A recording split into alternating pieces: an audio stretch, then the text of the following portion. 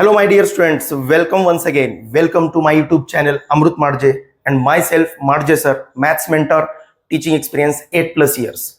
So आज यहाँ पे हम डिस्कस करने वाले हैं 11th क्लास साइंस स्ट्रीम के लिए जो एंट्रेंस एग्जाम कंडक्ट किया जाता है, special batches for IIT and NEET जो एग्जाम कंडक्ट किया जाता है, जो कि महाराष्ट्र ही नहीं पूरे इंडिया में जो भी टॉप एंड पॉपुलर कॉलेज है श्री राजर्षि शाहू महाविद्यालय लातूर के द्वारा जो भी आईआईटी और नीट के स्पेशल बैचेस के लिए कंडक्ट किया जाने वाला जो भी एंट्रेंस एग्जाम है, उसके क्वेश्चन पेपर के बारे में हम यहाँ पे डिस्कस करने वाले हैं।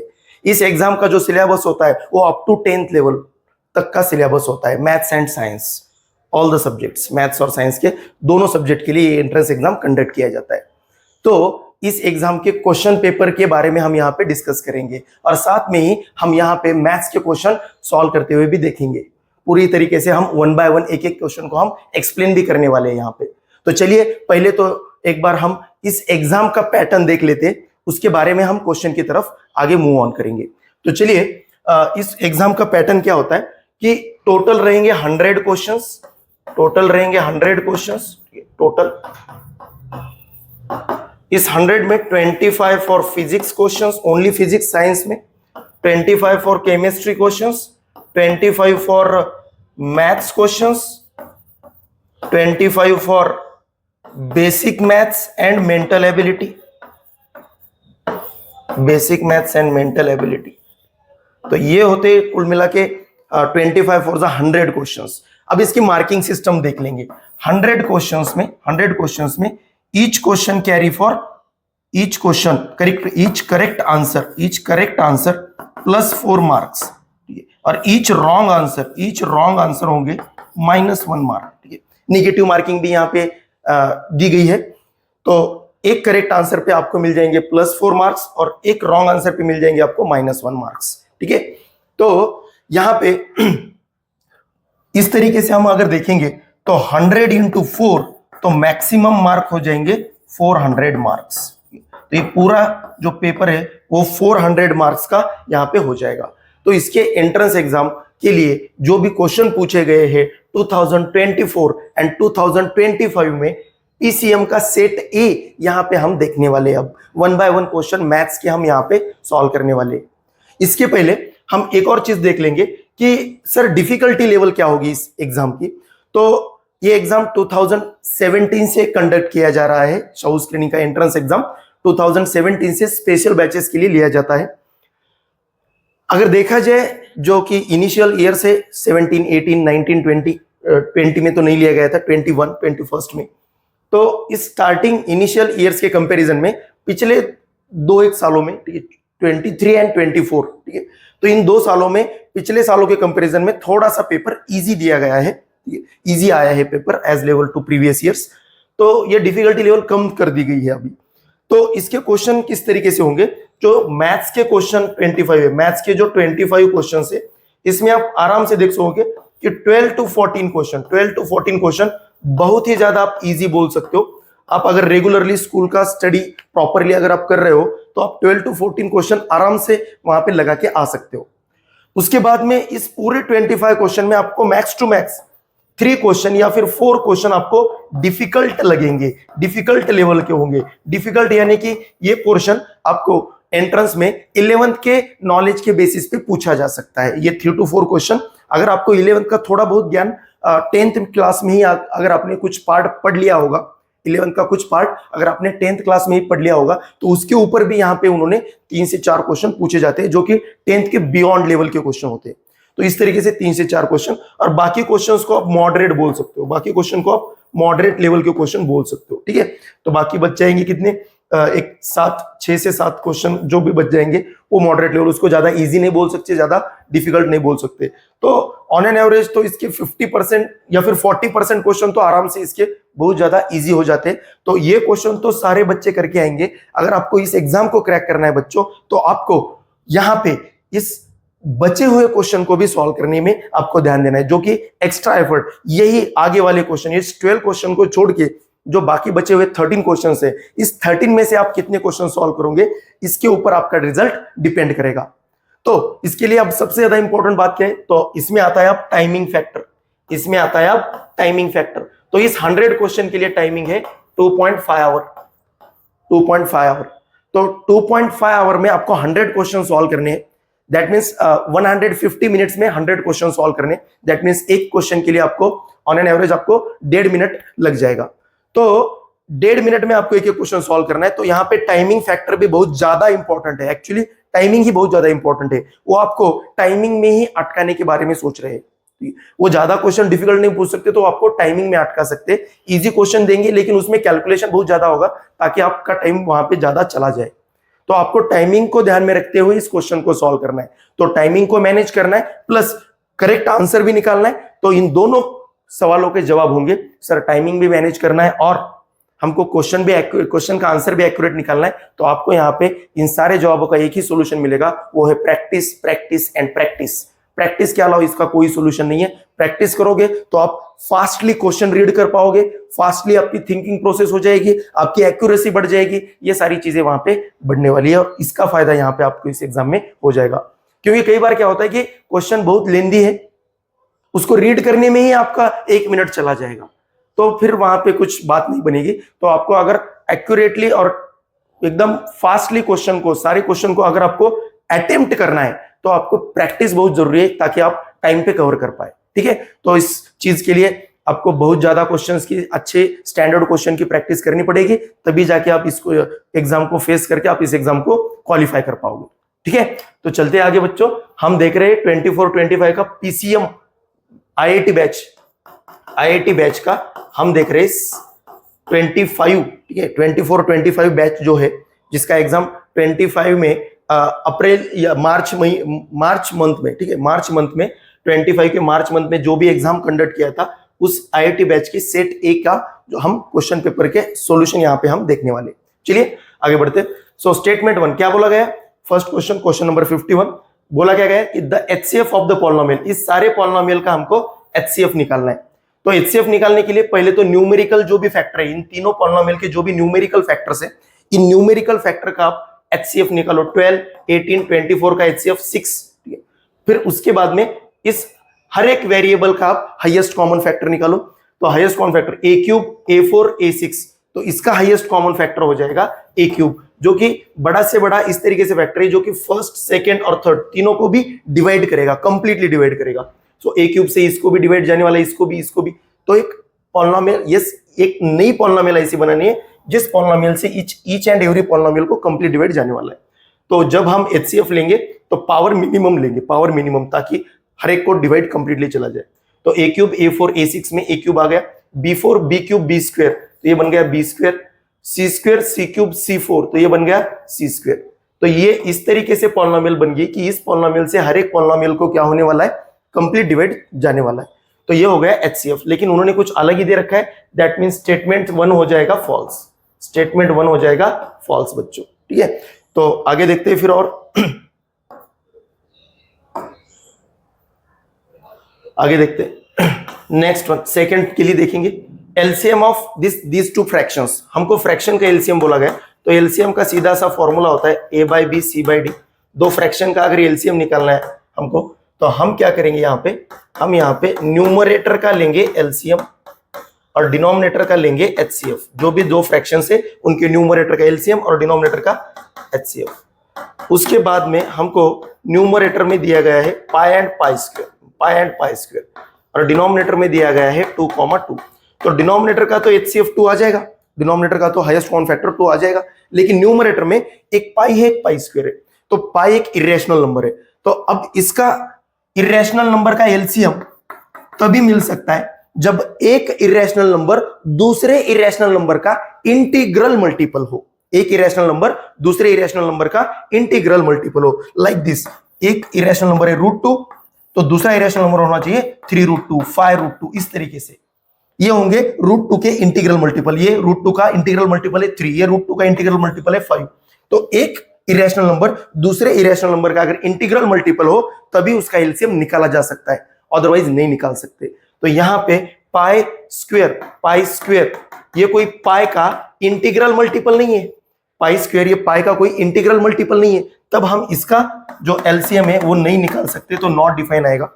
LCM of pi comma pi square जो है उसका एलसीएम हम नहीं निकाल सकते, वो नॉट डिफाइन आ जाएगा। और इस तरीके से हम पूरा एलसीएम भी, इस पूरी चीज का एलसीएम भी नॉट डिफाइन आ जाएगा, इस पूरी एलसीएम भी नॉट डिफाइन आ जाएगा। तो ऊपर वाली चीज हो गई नॉट डिफाइन, क्योंकि पाई और पाई स्क्वायर का एलसीएम नहीं निकाला जा सकता। ये एक इरेशनल नंबर, पाई स्क्वायर जो इरेशनल नंबर है वो पाई का इंटीग्रल मल्टीपल नहीं है, इसलिए हम इसका एलसीएम नहीं निकाल सकते। तो इसका एलसीएम नहीं निकला तो इस फ्रैक्शन का भी एलसीएम नहीं निकलेगा, इस फ्रैक्शन का एलसीएम नहीं निकलेगा, यानी कि एलसीएम हो जाएगा नॉट डिफाइन। लेकिन उन्होंने कुछ दे रखा है, दैट मींस उन्होंने एलसीएम निकाल के रखा है, दैट मींस ये स्टेटमेंट हो जाएगा फॉल्स। तो फर्स्ट का आंसर आएगा option D, both are false. ठीक है, स्टेटमेंट 1 भी फॉल्स, स्टेटमेंट 2 भी फॉल्स। चलिए आगे बढ़ते हैं, होप सो कि आपको क्लियरली समझ में आ रहा होगा। नेक्स्ट आगे दे रखा है, if the system of the equation, दो साइमल्टेनियस इक्वेशन दिए गए हैं, एक्स और वाई वेरिएबल्स है, और हमको बोला गया है इसको कितने सॉल्यूशंस चाहिए, इनफाइनाइटली मेनी सॉल्यूशंस चाहिए। इस इक्वेशन को सॉल्व करने के लिए, इस इक्वेशन को जो भी सॉल्यूशन आने चाहिए, इस साइमल्टेनियस इक्वेशन को जो भी सॉल्यूशंस है वो सॉल्यूशन आने के लिए इनफाइनाइटली मेनी सॉल्यूशंस होने चाहिए। तो आपने देखा होगा एनसीईआरटी बुक में भी दे रखा है इसके बारे में कि इनफाइनाइटली मेनी सॉल्यूशंस की एक कंडीशन होती है, साइमल्टेनियस इक्वेशन में इनफाइनाइटली मेनी सॉल्यूशंस की एक कंडीशन होती है। कंडीशन यहां पे लिख लेंगे कि इनफाइनाइटली सॉल्यूशन बोला गया है, तो यहां पे कंडीशन हो जाएगी a1/a2, जिसको कि हम बोलते हैं the ratio of the coefficient of x, ratio of the coefficient of x equal to ratio of the coefficient of y equal to ratio of the constant term. Ratio of the coefficient of x equal to ratio of the coefficient of y equal to ratio of the constant terms. तो इसमें value put करेंगे, x के coefficient का ratio 2p + q + 1/a2, a2 बन जाएगा p + 2q, ये होगा x coefficient का रेशियो। अब y कोएफिशिएंट का रेशियो, y का रेशियो, y की वैल्यू q, डिनोमिनेटर में p + 3q, p + 3q - 1, p + 3q - 1, और कांस्टेंट टर्म 5/10। हाँ, यहां पे एक बात जरूर ध्यान रखना कि आप जब C1 C2 की वैल्यू पिक कर रहे हो तो C1 C2 की वैल्यू आपको तभी पिक करनी है either both the constant term on the RHS और ऑन द LHS, दोनों के दोनों कांस्टेंट टर्म एक तो राइट हैंड साइड में हो या फिर दोनों के दोनों constant term left hand side में हो, तभी आपको वैल्यू पिक करनी है। अगर एक टर्म इस साइड है लेफ्ट LHS में और एक दूसरे इक्वेशन के कांस्टेंट टर्म RHS में, तो दोनों को एक साइड में शिफ्ट करो पहले तो, और फिर उसके बाद में C1 C2 वैल्यू कंडक्ट कर दो। ठीक है, नहीं तो आंसर गलत हो जाएगा। तो यहां पे अब मुझे वैल्यू पूछी गई है p + q की, वैल्यू पूछी गई है p + q की। तो यहां से क्लियरली देख पा रहे होंगे आप, यहां से आप दो इक्वेशन तो आराम से बना सकते हो। इस फर्स्ट, सेकंड और थर्ड रेशियो को इक्वेट करके एक इक्वेशन मिलेगा pq में, और फर्स्ट और थर्ड रेशियो को इक्वेट करके एक दूसरा इक्वेशन मिलेगा pq में। इन इक्वेशन को साइमल्टेनियसली सॉल्व करके आप pq की वैल्यू निकाल सकते हो। तो चलिए एक बार इक्वेशन बना लेते। तो इस सेकंड को आप जब सॉल्व करोगे तो ये 5 1 ये 5 2 10, 2q equal to p + 3q - 1। तो जैसे ही मैं इसको सॉल्व करूंगा ये बन जाएगा pq - 1 equal to 0, equal to आ जाएगा 0। तो यहां से बन जाएगा p + q इक्वल टू 1। ठीक है, तो ये बन गया हमारा फर्स्ट इक्वेशन। लेकिन अब इक्वेशन बनेगा, इक्वेशन बन गए, लेकिन हमको पूछा ही है p + q की वैल्यू, तो हम p और q की वैल्यू क्यों निकाल सकते हैं, लेकिन p + q की वैल्यू हमको डायरेक्टली मिल गई, तो हमको दूसरा इक्वेशन बनाने की जरूरत ही नहीं है। p और q चाहे कुछ भी हो, लेकिन p + q की वैल्यू तो हमको मिल गई, तो हमारा ऑप्शन हो जाएगा ऑप्शन नंबर ए। इस तरीके से आपको टाइमिंग सेव करना है। बच्चा क्या करता है कि इस क्वेश्चन में वो ध्यान ही नहीं देता कि हमारा आंसर तो ऑलरेडी आ गया है, और स्टूडेंट क्या करेगा कि दूसरा इक्वेशन बना के उसको सॉल्व करने में लग जाएगा, और उसमें हालांकि आंसर पहले ही मिल गया, उसको सॉल्व करके pq की वैल्यू निकाल के कुछ फायदा नहीं है, क्योंकि p + q करके भी 1 ही आने वाला है जो कि हमको ऑलरेडी मिल चुका है। तो इस तरीके से आप टाइमिंग सेव कर सकते हो, जरूर इस बात को ध्यान रखना। आगे बढ़ते इस तरीके से छोटे छोटे पॉइंट्स है जो कि आपका टाइम सेव करने के लिए काम आ सकते हैं। Next one, question number 53। यहां पे क्या बोला गया है कि एक पॉलिनोमियल दे रखी है p of x x² + 4x + 3, और जिसके जीरोज हैं अल्फा और बीटा। इस पॉलिनोमियल के जीरोज है अल्फा और बीटा, यानी कि अल्फा की ये जो भी अल्फा की वैल्यू होगी वो वैल्यू अगर इस पॉलिनोमियल में पुट करेंगे तो इस पॉलिनोमियल की वैल्यू 0 आएगी। जीरोज मतलब जो वैल्यू पुट करने पे पॉलिनोमियल की वैल्यू 0 आती है। तो अल्फा पुट करने पे 0 आ रही है, तो अल्फा इस पॉलिनोमियल का जीरोज हो गया। तो ये हो गया पॉलिनोमियल के जीरोज। आगे दे रखे है ये क्वाड्रेटिक इक्वेशन, तो इस क्वाड्रेटिक इक्वेशन के भी रूट्स दे रखे हैं हमें, इसको यहां पे लिख लेता हूं, p x square plus q x plus r equal to 0। इसका एक रूट दिया गया है 1 plus beta by alpha, 1 plus alpha by beta, ठीक है। तो हमको पूछा गया है p plus q minus r, तो हमको अगर रूट मिल जाएंगे तो हम उनके कोएफिशिएंट के बारे में इंफॉर्मेशन दे पाएंगे। तो हमको रूट निकालने के बारे में सोचना पड़ेगा, या फिर इनकी वैल्यू निकालने के बारे में देखना पड़ेगा, या फिर इन दोनों का सम ऑफ रूट और प्रोडक्ट ऑफ रूट के बारे में देखना पड़ेगा। क्योंकि हम इक्वेशन फॉर्म करने, यहाँ पे इस कोएफिशिएंट की वैल्यू निकालने के लिए, इस कोएफिशिएंट की वैल्यू निकालने के लिए हमको इक्वेशन बनाना पड़ेगा। क्योंकि जो एक्स स्क्वायर का कोएफिशिएंट है वो p की वैल्यू, x का कोएफिशिएंट q की वैल्यू, जो कांस्टेंट टर्म है वो r की वैल्यू। तो चलिए एक बार देख लेते हैं फिर क्या क्या कर सकते हैं। तो यहाँ पे तो हम sum of root product of root निकाल के आंसर निकाल सकते हैं, लेकिन क्लियरली दिख रहा है हम इस पॉलिनोमियल को फैक्टराइजेशन में ला सकते हैं। इस पॉलिनोमियल को हम क्लियरली इंटीग्रल फैक्टर्स में हम लिख सकते हैं। तो x plus 3 into x plus 1, तो इंटीग्रल फैक्टर्स अगर मिल रहे हैं तो सम ऑफ रूट और प्रोडक्ट ऑफ रूट की तरफ जाने की जरूरत नहीं है, आसानी से काम हो रहा है। तो डिफिकल्ट लेवल पे जाने की जरूरत नहीं है, sum of root product of root. हालांकि उधर से भी आंसर आ जाएगा, बिल्कुल आ जाएगा, लेकिन यहां से हो रहा है। तो क्लियरली हमको यहाँ पे दिख रहा है कि इसके जीरोज होंगे अल्फा और बीटा की वैल्यू, अल्फा बीटा की वैल्यू हो जाएगी, इसके जीरोज होंगे -3 -1, इसके जीरोज होंगे -3 -1। तो अल्फा बीटा तो डायरेक्टली दिख रहा है हमें यहाँ पे, क्योंकि हमने इसके लीनियर फैक्टर बहुत ज्यादा ब्यूटीफुल मिल रहे हैं। अगर यहाँ पे अल्फा और बीटा की वैल्यू कुछ इमेजिनरी नंबर या फिर अल्फा और बीटा की वैल्यू इरेशनल नंबर आ जाती, तो हम यहाँ पे जरूर सम ऑफ रूट और प्रोडक्ट ऑफ रूट का कॉन्सेप्ट यूज करेंगे।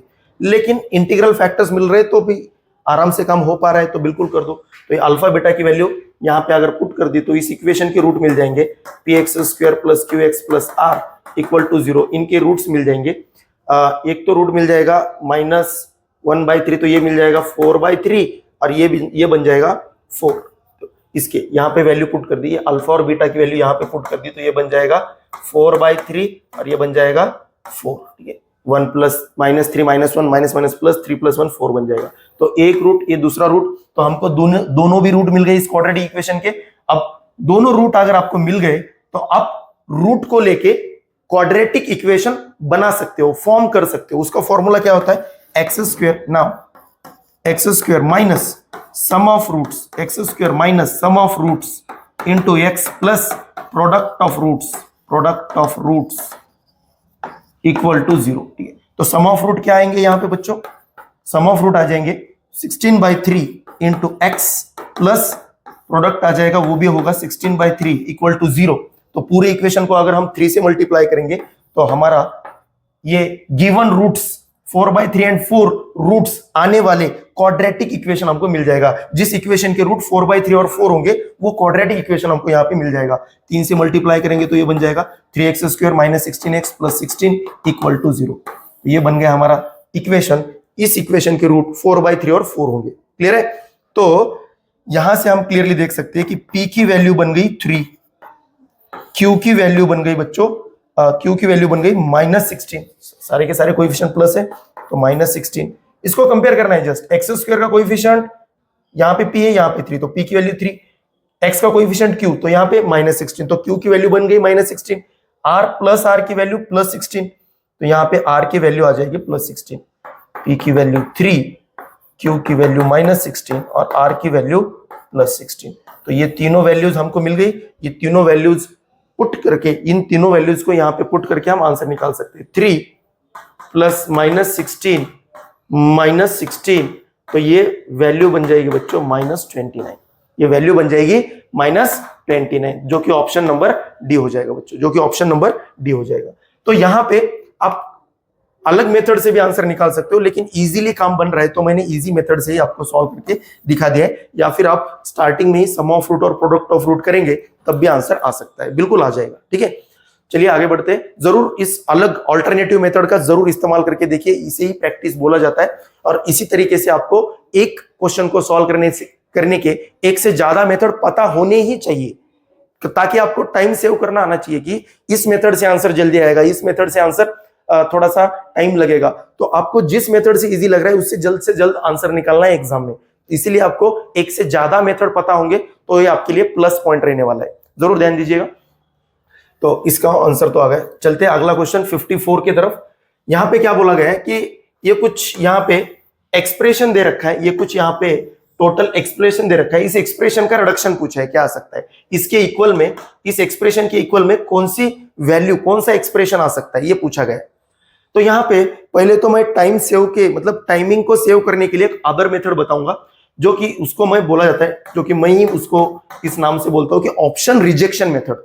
इस मेथड को नाम दिया है ऑप्शन रिजेक्शन मेथड। बच्चों ये क्या होता है ऑप्शन रिजेक्शन मेथड? क्या होता है कि एक एक्सप्रेशन है, उसके इक्वल में आने वाला दूसरा एक्सप्रेशन अगर आपको निकालना है, तो यहां पे ऑप्शन रिजेक्शन मेथड क्या बोलता है कि आप x की, यहां पे वेरिएबल x है, तो आप x की कोई भी वैल्यू पिक कर लो, कोई भी 0 1 -1 कोई भी, वो इस गिवन क्वेश्चन में दिए गए एक्सप्रेशन में पुट करो। वो जो भी आपने वैल्यू पिक की है, जो भी आपने वैल्यू एज्यूम की है, वो x की जगह पे पुट कर दो।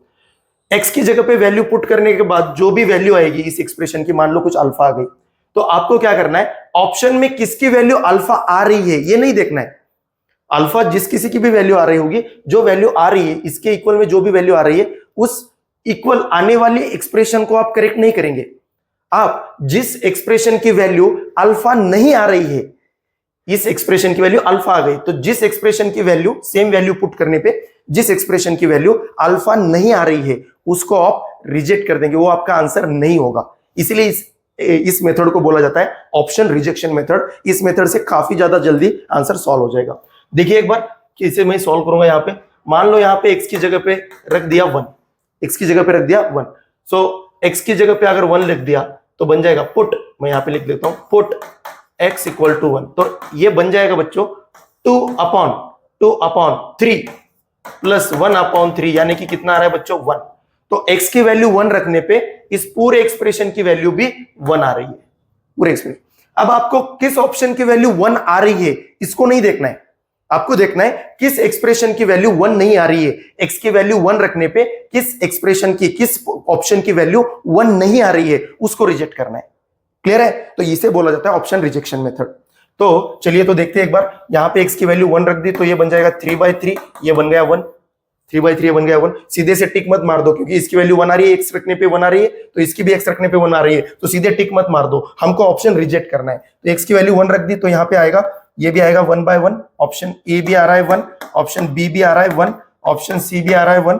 तीनों आंसर करेक्ट मिल रहे हैं हमको, यहाँ पे तो तीनों मिल रहे, तीनों की वैल्यू 1 आ रही है, लेकिन हमको करेक्ट नहीं करना है, हमको रिजेक्ट करना है। ठीक है, तो 1 पे तो हमको कुछ ऑप्शन नजर नहीं आ रहा है, तो हम थोड़ा वैल्यू चेंज करके देख लेते हैं। अब मैंने पुट कर दिया 0, x की जगह पे पुट कर दिया 0।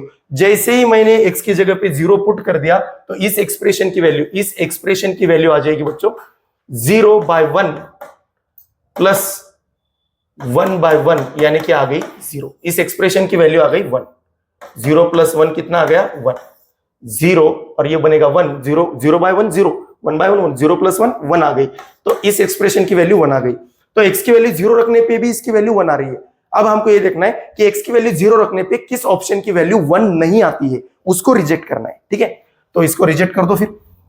तो यहां पे x की वैल्यू 0 रख दी, तो ये बन जाएगा 0/1, तो ये बन जाएगा 0। यहां पे 0 रख दी तो ये बन जाएगा 0/1 0, और ऑप्शन सी में अगर x की वैल्यू 0 पुट कर दी तो ये बन जाएगा 0 + 1, 1/0 + 1, तो ये बन जाएगा 1। तो क्लियरली हम बोल सकते हैं ऑप्शन ए रॉन्ग है, ऑप्शन बी भी रॉन्ग है, क्योंकि x की वैल्यू 0 पुट करने पे हमारा आंसर 1 आ रहा था, लेकिन ऑप्शन ए और ऑप्शन बी का आंसर 1 नहीं आ रहा है। जो नहीं आ रहा है उसको आप रॉन्ग कर सकते हो, बिल्कुल रॉन्ग कर सकते हो, लेकिन ये सी सेटिस्फाई कर रहा है, तो हम सी को सीधा टिक मार सकते हैं। यहाँ पे इसको बोला जाता है ऑप्शन रिजेक्शन मेथड। ये आपको बहुत जगहों पे कम टाइमिंग में क्वेश्चन सॉल्व करने के लिए आसान गिर जाएगा। ठीक है, तो जरूर इस मेथड को याद रखना। इसको आप मैथ्स के अलावा अदर फिजिक्स केमिस्ट्री सब्जेक्ट में भी यूज कर सकते हैं। जैसे क्वेश्चन होगा which of the following is true, which of the following is false. ठीक है, तो मान लो क्वेश्चन पूछा गया which of the following is false, तो आपको फॉल्स क्वेश्चन को कौन सा ऑप्शन फॉल्स है उसको नहीं ढूंढना है, आपको ढूंढना है कौन सा ऑप्शन एग्जैक्टली 100% ट्रू होगा। जो आंसर ट्रू होगा उसको साइड में करो, जो बचा हुआ है, जो 3 ऑप्शन साइड में हो जाएंगे, जो 100% ट्रू है उसको साइड में करो, जो बचा हुआ होगा वो जरूर फॉल्स हो जाएगा। ये बहुत काम की मेथड है कॉम्पिटिटिव एग्जाम में स्पेशली। ठीक है, तो जरूर इस मेथड को याद रखिए। अब जाते हैं, ये तो हो गया ऑप्शन रिजेक्शन मेथड, अब जाते हैं मैथमेटिकल वे की तरफ से इस क्वेश्चन की तरफ। मैथमेटिकल वे क्या होगा, तो आपको यहाँ पे ये चीज पता होनी चाहिए कि इस डिनोमिनेटर और इस डिनोमिनेटर को अगर आप देखेंगे इन दोनों डिनोमिनेटर में, तो ये चीज 11th में भी बहुत ज्यादा काम में आती है सीक्वेंस सीरीज चैप्टर में। तो आपको पता होना चाहिए x to the power 4 plus x square plus 1, इसका फैक्टराइजेशन कुछ ये होता है x square plus x plus 1 into x square minus x plus 1। इस पॉलिनोमियल, इस 4 डिग्री के पॉलिनोमियल को हम 2 क्वाड्रेटिक में डिवाइड कर सकते हैं, फैक्टराइज कर सकते हैं।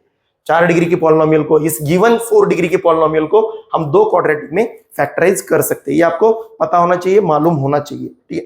तो ये किस तरीके से आया, किसी को अगर ये पहले से ही पता ना हो कि सर हमको पता नहीं था कि इसके फैक्टराइजेशन किया जा सकता है, तो वो कुछ एडजस्टमेंट करके इसको प्रूव भी कर सकता है या फिर इसको क्रिएट करना आना चाहिए। तो इसका मैं प्रूफ दे देता हूं कि देखिए कैसे बना। तो पहले तो मैं लिख लेता हूं x to the now LHS, मैं इसका प्रूफ दे रहा हूं आपको कि ये क्यों इक्वल होता है x4 एक्स स्क्वायर प्लस 1। तो यहां पे क्लियरली मुझे यहां पे डाउट हो रहा है कि यहां पे मान लो ये क्वाड्रेटिक पॉलिनोमियल के फॉर्मेट में है, पावर 4 है फिर पावर 2 है। तो यहां पे हम देख सकते हैं कि एक जो टर्म है वो दूसरे का स्क्वायर बनता हुआ दिख रहा है, एक्स स्क्वायर का स्क्वायर हो जाएगा x टू द पावर 4। तो ये ब्रैकेट स्क्वायर हो सकता है जबकि यहाँ पे 2 आ जाएगा। तो यहाँ पे 2 लाने के लिए मैं एक्स स्क्वायर को ऐड करूंगा और एक्स स्क्वायर को सब्ट्रैक्ट करूंगा। तो x square plus 1 plus x square minus x square, तो इन दोनों को मिला के हो जाएगा 2x स्क्वायर। तो x to the power 4 plus 2x square plus 1 minus x square, तो ये बन जाएगा बच्चों x square plus 1 whole square minus x square. और इसका फैक्टराइजेशन ये हो जाएगा a, इसको हम बोल सकते हैं ये हो जाएगा a, ये हो जाएगा b। तो a square minus b square, तो इसको हम लिख सकते हैं बच्चों a square minus b square, तो a square plus a square minus b square a plus b into a plus b into a minus b, a x square plus 1 a plus b यानी कि plus x minus b यानी कि minus x। तो इसी को मैंने rearrange करके कुछ इस तरीके से लिख दिया। तो ये बन गया, ये LHS था। इसको सॉल्व करते करते मैंने RHS ला दिया, यानी कि मैंने प्रूव कर दिया कि इसका फैक्टराइजेशन ये होता है। तो आपको ये चीज अगर पता होगी तो ये क्वेश्चन तो भाई चुटकियों में खत्म हो जाएगा। तो देखते हैं इस बार। तो यहाँ पे क्लियरली दिख रहा है फर्स्ट में ये पॉलिनोमियल है और इसका हम फैक्टराइजेशन इसके टर्म्स में कर सकते हैं, सेकंड वाले के टर्म्स में कर सकते हैं। तो इस फैक्टराइजेशन का यूज करेंगे और हम इस क्वेश्चन को फटाक से सॉल्व करेंगे। चलिए देखते हैं एक बार सॉल्यूशन। 1 बाय इसको मैं फैक्टराइजेशन के फॉर्म में लिख लेता हूं, x square plus x plus 1 x square minus x plus 1 plus 1 by x square plus x plus 1। मैंने इस पूरे एक्सप्रेशन को यहाँ पे इस तरीके से लिख दिया, इस पूरे एक्सप्रेशन को मैंने यहाँ पे इस तरीके से लिख दिया। अब आगे देखते हैं। मैं यहाँ से आप कॉमन आउट निकाल सकता हूँ, जो भी फैक्टर कॉमन है उसको कॉमन निकाल सकता हूँ। फैक्टराइजेशन करने के बाद ही आपको ये क्वेश्चन सॉल्व करने में आ जाएगा।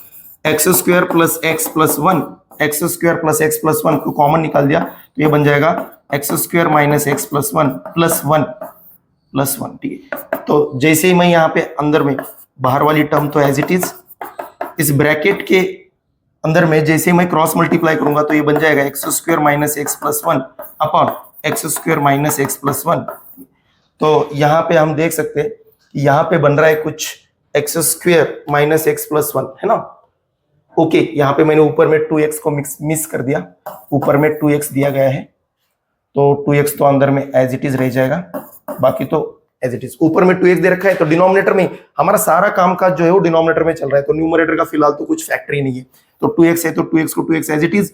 अब अंदर में क्रॉस मल्टीप्लाई करने पे मिल जाएगा 2x plus x square minus 2x plus 1 upon x square minus x plus 1। जैसे ही मैं इसको आगे सॉल्व करूंगा तो ये क्वेश्चन बन जाएगा 1 by x square plus x plus 1। ये माइनस 2x प्लस 2x तो कट रहा है सीधे से, सर ये माइनस 2x नहीं, ये बनेगा x square minus x plus 1। Sorry, ये क्रॉस मल्टीप्लाई करने पे ये टर्म, ये पूरा का पूरा ब्रैकेट एज इट इज आ जाएगा, as it is minus x का माइनस एक्स। तो ये बन जाएगा x square minus x plus 2x, ये बन जाएगा plus x plus 1 upon x square minus x plus 1, ठीक है।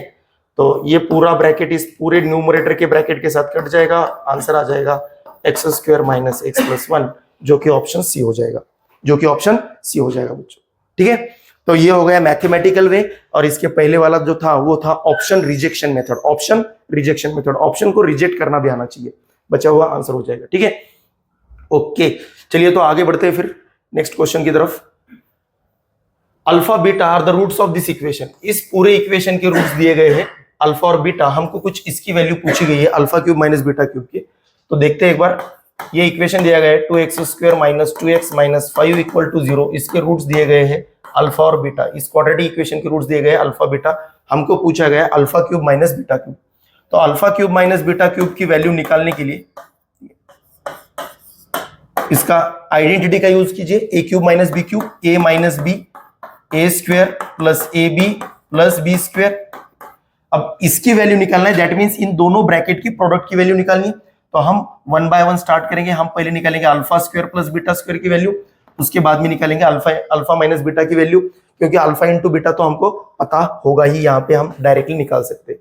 तो यहाँ से हम लिख सकते हैं अल्फा प्लस बीटा कितना होगा, यहाँ पे अल्फा प्लस बीटा हो जाएगा माइनस बी बाई ए, उसका फॉर्मूला माइनस बी बाई ए। तो माइनस बी यानी कि 2/2, तो ये बन जाएगा 1 बच्चों, ये बन जाएगा 1। अल्फा प्लस बीटा 1 हो गया, तो अल्फा इंटू बीटा कितना हो जाएगा c बाई ए, और c बाई ए यहाँ पे बन जाएगा -5/2, यहाँ पे बन जाएगा -5/2।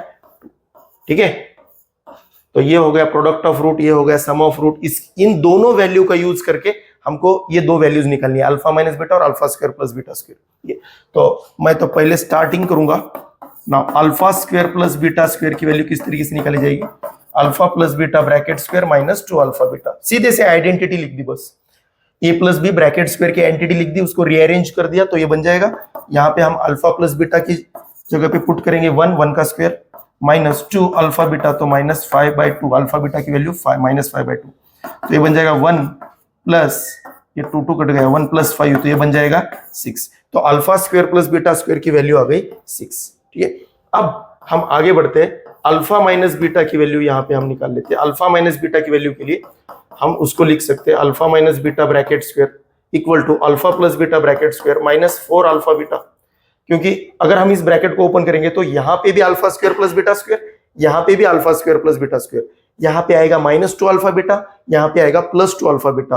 तो +2 को एडजस्ट करके हम -4 करेंगे, तो +2 -4 -2 के इक्वल में आ जाएगा, यानी कि 2 इक्वल हो जाएंगे। तो इसके लिए इस चीज को एडजस्ट कर दिया, तो यहाँ पे हम लिख सकते हैं अल्फा प्लस बीटा 1 का स्क्वायर 1 -4 -5/2, तो ये 2 2 = 4, तो ये बन जाएगा यहाँ पे 1 माइनस माइनस का प्लस, ये बन जाएगा 11। तो अल्फा माइनस बीटा की वैल्यू बन जाएगी +or- √11, +or- क्योंकि ये जो 11 वैल्यू आई है, ये 11 वैल्यू अब ब्रैकेट स्क्वायर की आई है बच्चों, ब्रैकेट स्क्वायर की, तो अल्फा माइनस बीटा की वैल्यू हो जाएगी +or- √11। ठीक है, ओके, तो √11, तो ये भी मिल गया, ये भी मिल गया, 6 भी मिल गया। तो इन दोनों को हम इस एक्सप्रेशन में पुट करेंगे, तो ये बन